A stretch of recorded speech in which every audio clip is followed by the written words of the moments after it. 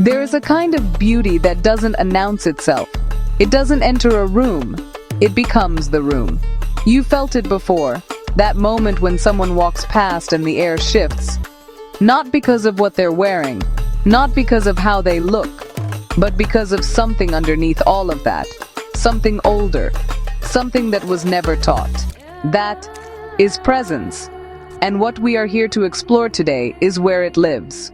The African woman has always been this. Long before the world had language for it, long before anyone thought to name it divine, or magnetic, or rare, she was already carrying it. In her posture, in her silence, in the particular way she holds herself when no one is watching. There is something architectural about it, something built over centuries of women who refused to be small, women who grieved and still stood tall, who laughed so freely the walls shook, who loved with a depth that rearranged everything it touched. She inherited all of it. Watch the walk, not the style of it, the intention behind it, the way her feet meet the ground like it belongs to her. Not because she is trying to own it, but because she was never taught to apologize for the space she takes. There is rhythm in it. There is memory in it. Every step carrying the women who came before her, whether she knows it or not. That is the first pillar. Now watch the gaze.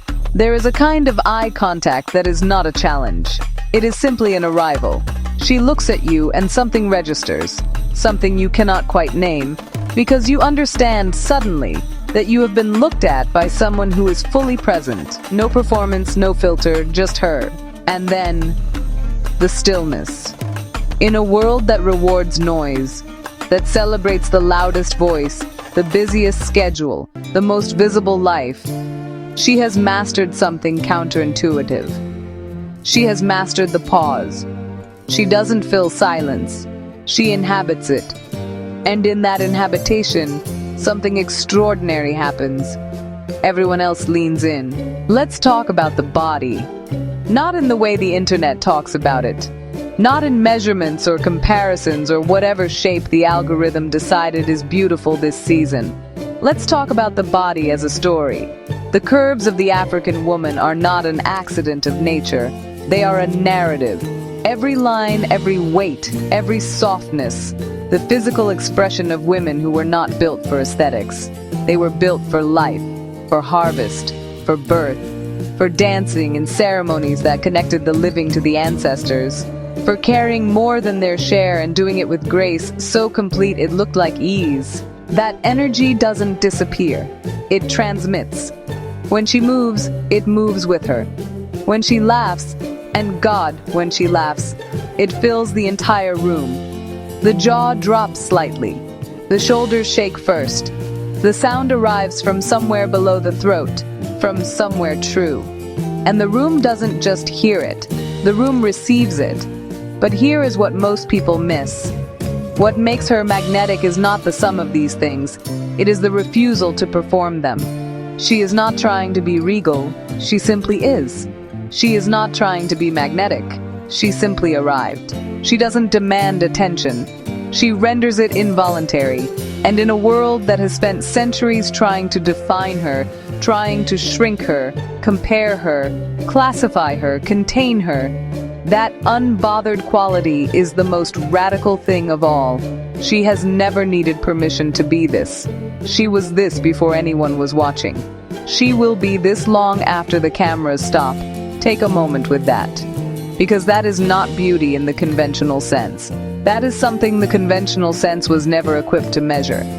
And if you have ever felt seen in these words, if something in you recognized itself just now, then you already understand what we are talking about. You've carried this too, maybe longer than you realize.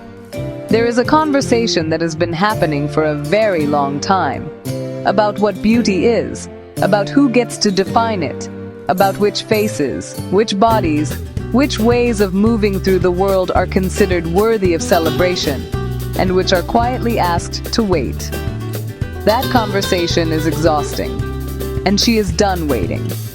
Not because she's angry, not because she's making a statement, but because waiting implies she needed something from that conversation in the first place.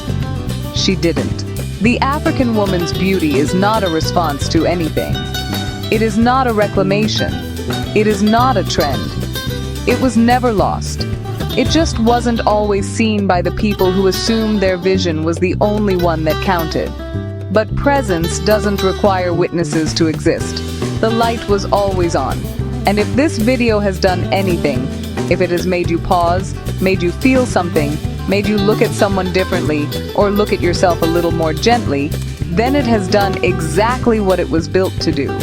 Not to convince anyone, not to argue, simply to remind, you were never waiting to be beautiful. You were always this. The world is just now catching up.